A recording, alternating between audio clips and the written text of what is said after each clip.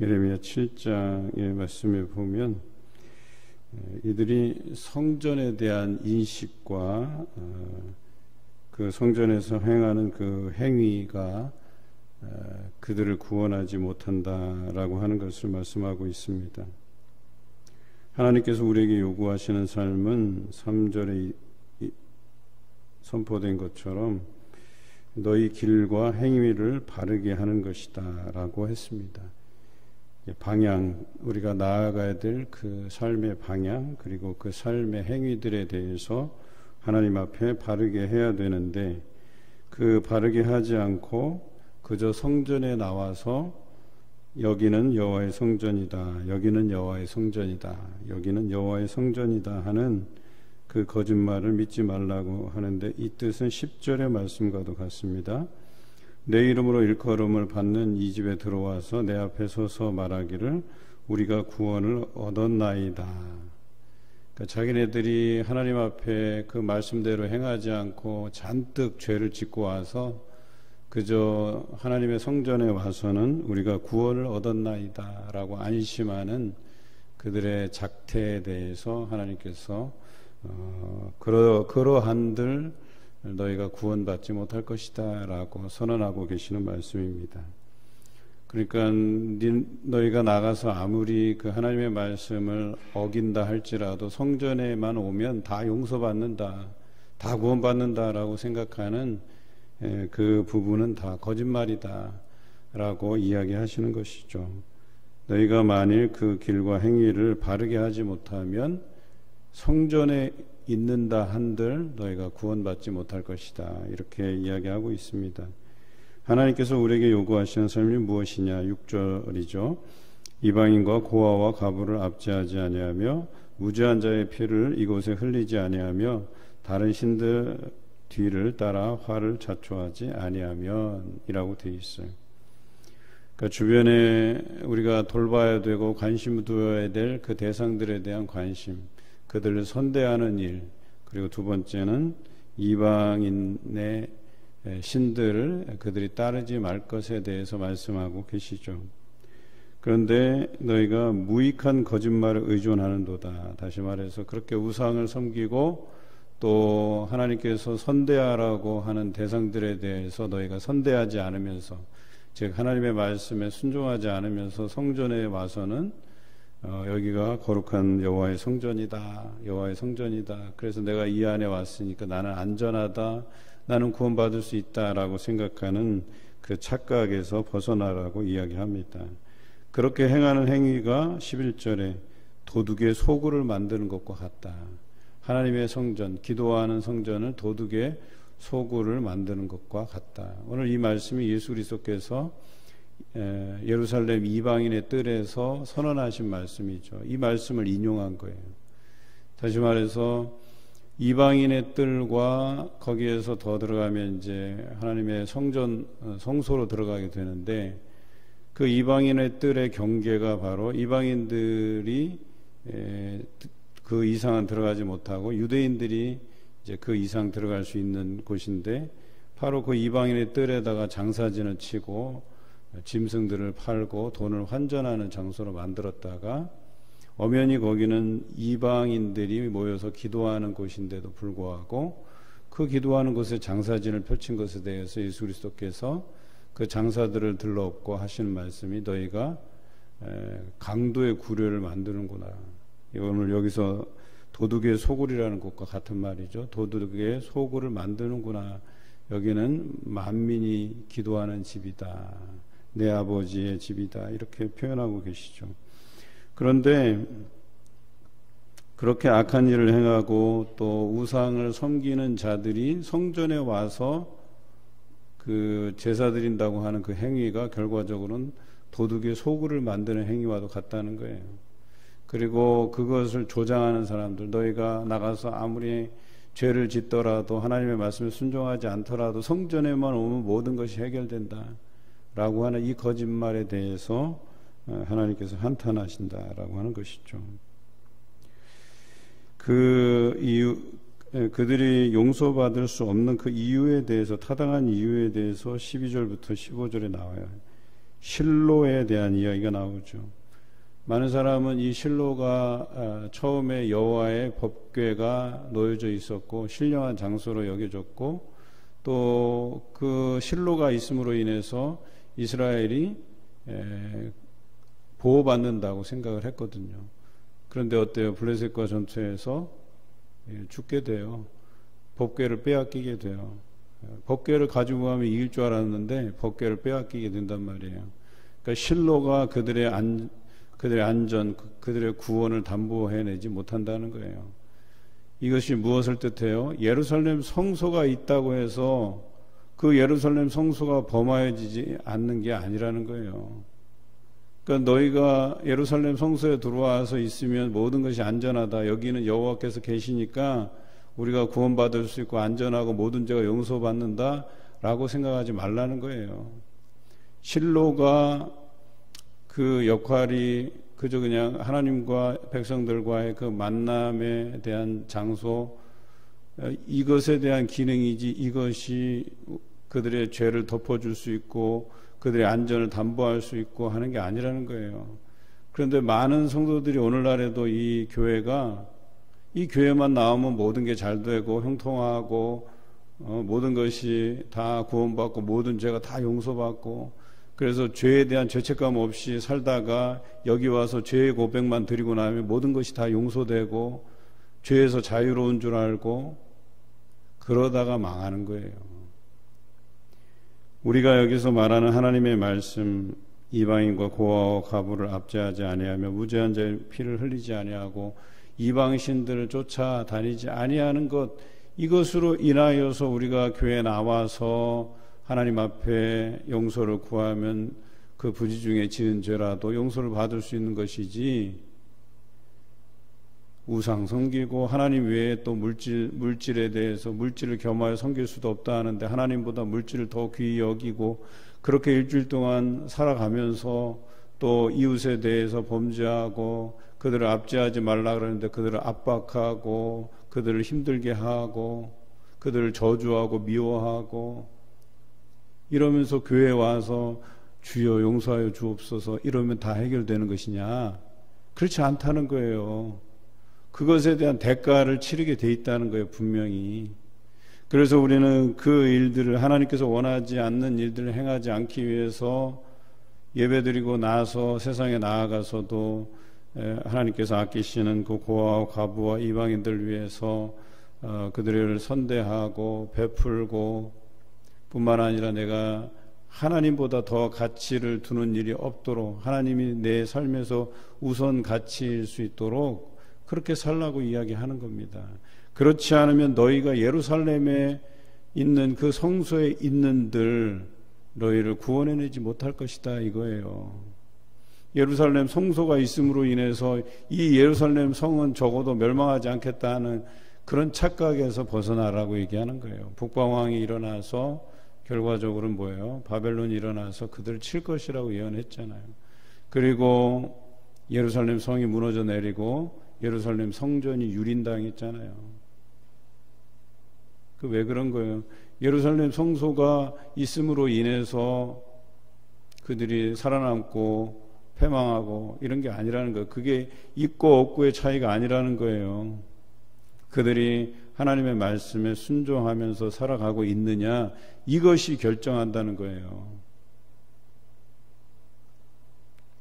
그런데 16절부터 여호와를 순종하지 않은 그 백성에 대한 언급이 나와요. 얼마나 이 백성들이 하나님을 섬기지 않았냐면 18절에 자식들은 나무를 줍고 아버지들은 불을 피우고 부녀들은 가루를 반죽해서 하늘의 여왕을 위하여 과자를 만들며, 참 다른 신들에게 제사하는 행위를 말하는 거예요. 이게 그것도 아비만 그런 것도 아니고 자식들까지 또 부녀들까지 다 합세해 갖고, 이 뜻이 뭐예요? 온 백성이 다 이방 신들을 섬기고 있다는 거예요.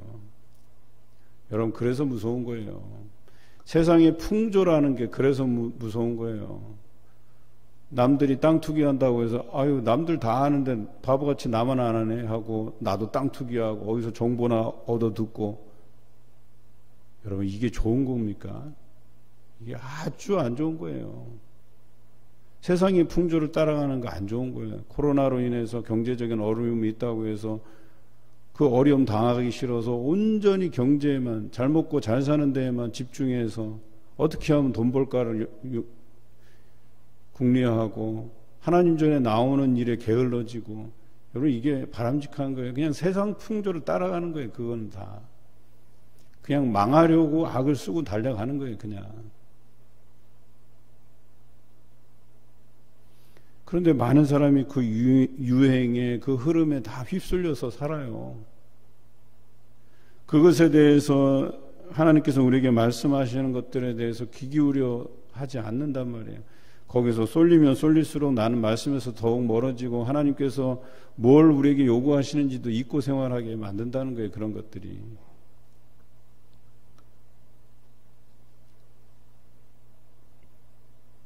그때 하나님께서 어떻게 하시느냐?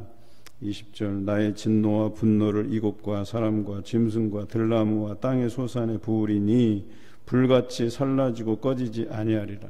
꺼지지 않는데요. 하나님의 심판이 불로 이루어지는데, 여러분들이 만약에 하나님을 그냥 헌신짝처럼 버리고 내가 집중하고 몰두하는 그 모든 것들을 불에 사르겠다는 얘기예요. 하나님이 아닌 것들로 인해서 그들이 하나님보다 더 가치 있게 여기는 것들에 대해서 하나님께서는 다 불살라 버리시겠대요. 그리고 그 불이 꺼지지 않게 하시겠다는 거예요. 아무리 내가 재기하려고 해도, 다시 뭔가를 쌓으려고 해도, 무언가를 가지려고 해도 가질 수 없게 하시겠다는 거예요. 얼마나 하나님의 그 이 진노와 분노가 극에 달았는지 여기 나오는 거예요. 다시 말해서 이스라엘이 남유다가 회생할 수 없다는 거예요. 완전히 멸하시겠다는 거예요. 그럼에도 불구하고 계속해서 이 말씀을 던지는 데에는 이 백성에 대한 그 사랑하는 마음, 아끼는 마음이 있다는 거예요. 여러분, 한번 매들어서 안 되겠다 싶으면요, 포기해요. 아무 말도 안 해요. 너 그렇게 하다가 망하든지 하여튼 빌어먹든지 거지가 되든지 그냥 버려둔다는 거예요. 부모가 자식에 대해서 잔소리하고 매를 거두잖아요. 그걸로 그냥 자식에 대해서 다 포기한 거예요. 저 녀석이 나가서 빌어먹든 거지가 되든 나가 죽든 간에 그냥 관심을 내려놓는 거예요. 그런데 근실이 징계하고 잔소리하고 위에서 울며 기도하고 그렇게 하는 이유가 뭐예요? 여전히 내 자녀가 그 나쁜 길에서, 그 잘못된 길에서 돌아오길 바라는 마음으로 하는 행위 아니겠어요? 하나님께서 이 남유다에게 계속해서 이사야 선지자 이후로도, 예레미야 선지자를 통해서도, 심지어는 포로로 잡혀갔을 때 에스겔 선지자를 통해서도 계속해서 말씀하고 계시는 이유가 뭐겠어요? 돌아오라는 거예요. 되돌이키라는 거예요. 너희의 그 잘못을 깨닫고 하나님 앞에 돌아오라는 거예요. 그게 뭐예요? 사랑이 있기 때문에 이 진노의 말씀을 지속적으로 이들에게 주시는 것 아니겠습니까?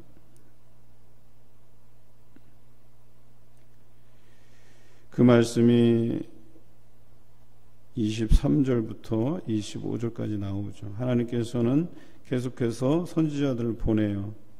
그래서 25절에 보면 너희 조상들이 애굽 땅에서 나온 날부터 오늘까지 내가 내 종 선지자들 너에게 보내되 끊임없이 보내었으나 그랬어요. 끊임없이 보내었으나. 그 열왕기와 역대기를 우리가 해석할 때 선지자들이 많이 나온다 하잖아요. 그럼 그 시대가 엄중한 거예요.